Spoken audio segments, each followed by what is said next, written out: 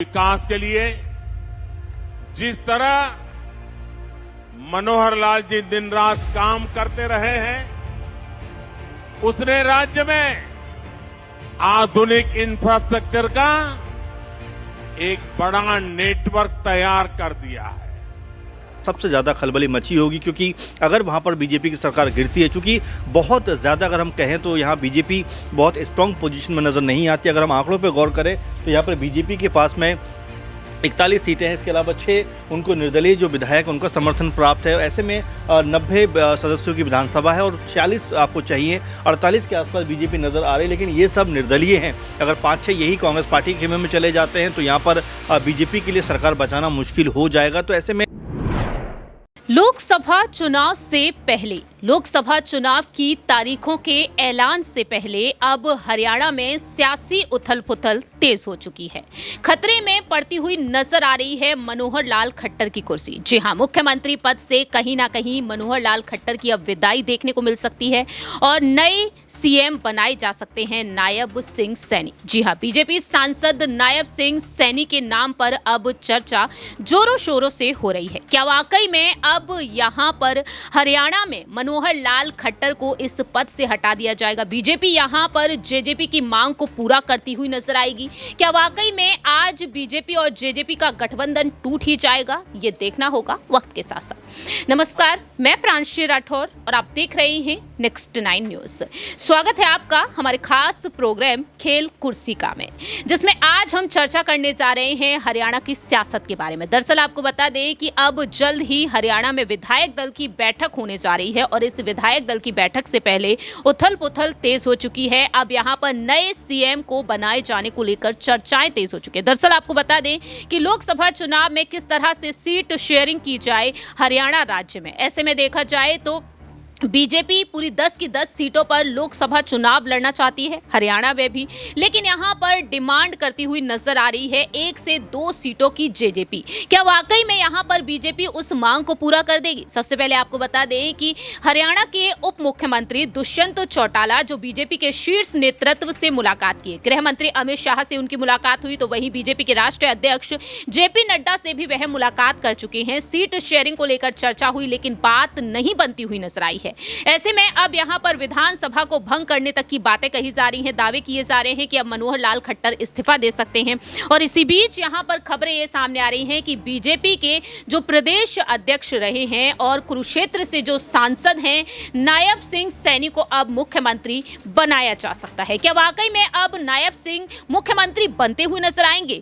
जो पीएम मोदी लगातार तारीफ करते हुए नजर आए हैं मनोहर लाल खट्टर की, उनके साथ दोस्ती की कहानी सुनाते हुए नजर आए हैं और आज कहीं ना कहीं देखा जाए तो यहां पर एक बड़ा बदलाव देखने को मिल सकता है। आपको जानकारी दे दें कि द्वारका एक्सप्रेसवे का लोकार्पण करने के लिए पहुंचे बीते कल पीएम मोदी और वहां पर वह अपने याराना की कहानी सुनाते हुए नजर आए हैं। मनोहर लाल खट्टर के साथ उन्होंने किस तरह की दोस्ती अब तक निभाई है, अपनी दोस्ती के उन पुराने दिनों को याद करते हुए जनता के बीच अपनी बात रखते हुए नजर आए हैं। तो सबसे पहले यहाँ पर पीएम मोदी का वो भाषण आपको सुना देते हैं कि मनोहर लाल खट्टर की किस तरीके से वह तारीफ करते हुए नजर आए। देखिए जरा। उनकी जो तत्परता रही है, मैं आज इसकी भी सराहना करूंगा। हरियाणा के विकास के लिए जिस तरह मनोहर लाल जी दिन रात काम करते रहे हैं, उसने राज्य में आधुनिक इंफ्रास्ट्रक्चर का एक बड़ा नेटवर्क तैयार कर दिया है। और मनोहर लाल जी और मैं बहुत पुराने साथी हैं। दरी पर सोने का जमाना था, तब भी साथ काम करते थे। और मनोहर लाल जी के पास एक मोटरसाइकिल रहती थी, तो वो मोटरसाइकिल चलाते थे, मैं पीछे बैठता था, रोहतक से निकलता था और गुरुग्राम आकर के रुकता था। आपने सुना कि जहां एक तरफ पीएम मोदी तारीफ कर रहे हैं और दूसरी ही तरफ आज एक बड़ा खेल होता हुआ नजर आ सकता है हरियाणा की सियासत में। आपको जानकारी दे दें कि नायब सिंह सैनी के साथ साथ यहां पर एक और नाम निकलकर सामने आया है। करनाल से सांसद संजय भाटिया का नाम यहां पर निकलकर सामने आया है और नायब सिंह सैनी जो ओबीसी समुदाय से ताल्लुक रखते हैं, दावे किए जा रहे हैं कि उन्हें अब आगे किया जा सकता है। आपको जानकारी दे दें कि इनके राजनीतिक सफर के बारे में है। नायब सिंह सैनी ने प्रदेश महामंत्री के संगठन में हरियाणा बीजेपी के सहयोगी के रूप में 1996 से लेकर 2000 तक काम किया है। वहीं इसके बाद 2002 में युवा मोर्चा बीजेपी अंबाला से जिला महामंत्री रह चुके हैं। इसके बाद 2005 में युवा मोर्चा भाजपा अंबाला में जिला अध्यक्ष बने रहे। नायब सिंह सैनी 2009 में बीजेपी किसान मोर्चा हरियाणा के प्रदेश महामंत्री के पद पर रहे हैं। 2012 में बीजेपी अंबाला से जिला अध्यक्ष रहे हैं और इसके बाद 2014 में नारायणगढ़ विधानसभा से विधायक बने। 2016 में हरियाणा सरकार में ये राज्य मंत्री रहे और 2019 में कुरुक्षेत्र से ये सांसद चुने जा चुके हैं। क्या वाकई में मनोहर लाल खट्टर के बदले अब नायब सिंह ही मुख्यमंत्री अब बनाए जा सकते हैं? सवाल यहां पर हमारे सहयोगी से रहेगा कि आखिरकार हरियाणा में अब यहां पर जो खेल होने जा रहा है कुर्सी का, सीएम बनने की चाह देखी जाती है हर एक राज्य में हर एक नेता की तरफ से, लेकिन अब यहां पर मनोहर लाल खट्टर की वो कुर्सी क्या वाकई में उनके हाथ से चली जाएगी? जिस तरह से आज खबरें सामने आ रही हैं, आखिरकार बीजेपी आलाकमान क्या वाकई में अब हरियाणा में एक बड़ा खेल कर देगा? फिलहाल देखा जाए लोकसभा चुनाव और विधानसभा चुनाव को लेकर हरियाणा में रणनीतियां बन रही हैं। अब देखने वाली बात होगी कि लोकसभा चुनाव से पहले बीजेपी हरियाणा में वाकई में एक बड़ा खेल कर देगी। सवाल यहां पर हमारे सहयोगी अमन जी से रहेगा। जिस तरह से हमने देखा महाराष्ट्र में एक बड़ा खेल होते हुए नजर आया, वैसे भी बीजेपी पर यही आरोप लगता है कि बीजेपी जिन राज्यों में बीजेपी की सरकार नहीं है वहां पर अपनी सरकार बनाने के लिए, सत्ता में आने के लिए सेंधमारी जरूर कर सकती है।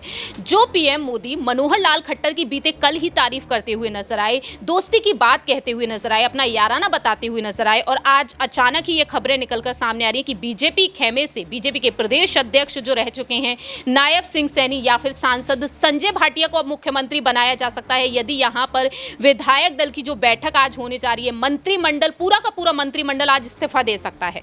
देखिए, बिल्कुल हरियाणा को लेकर जिस तरह से अब खबरें सामने आ रही है वो मेरे ख्याल से बीजेपी के लिए सबसे अधिक चिंता का विषय है, क्योंकि उनके मौजूदा सांसद ब्रजेश सिंह वो पार्टी छोड़कर कांग्रेस पार्टी ज्वाइन कर लेते हैं। उसके कुछ दिन बाद हरियाणा के अंदर फिर सत्ता परिवर्तन की एक तरीके से देखने को मिलता है कि वहाँ पर जेजेपी जो मुख्य सहयोगी दल है बीजेपी का वो अपने हाथ वापस खींच लेता है। तो यहाँ पर हरियाणा को लेकर मेरे ख्याल से बीजेपी के अंदर सबसे ज़्यादा खलबली मची होगी, क्योंकि अगर वहाँ पर बीजेपी की सरकार गिरती है, चूँकि बहुत ज़्यादा अगर हम कहें तो यहाँ बीजेपी बहुत स्ट्रॉन्ग पोजीशन में नज़र नहीं आती। अगर हम आंकड़ों पे गौर करें तो यहाँ पर बीजेपी के पास में 41 सीटें हैं, इसके अलावा 6 उनको निर्दलीय जो विधायक उनका समर्थन प्राप्त है। ऐसे में 90 सदस्यों की विधानसभा है और 46 आपको चाहिए, 48 के आसपास बीजेपी नज़र आ रही है, लेकिन ये सब निर्दलीय हैं। अगर 5-6 यही कांग्रेस पार्टी के खेमे में चले जाते हैं तो यहाँ पर बीजेपी के लिए सरकार बचाना मुश्किल हो जाएगा। तो ऐसे में ये बात कही जा रही है कि बीजेपी पूरी तरह से हरियाणा में जो कह सकते हैं कि इसमें मजबूर नज़र आ रही है। अब क्या अपनी सरकार बचाने के लिए बीजेपी जो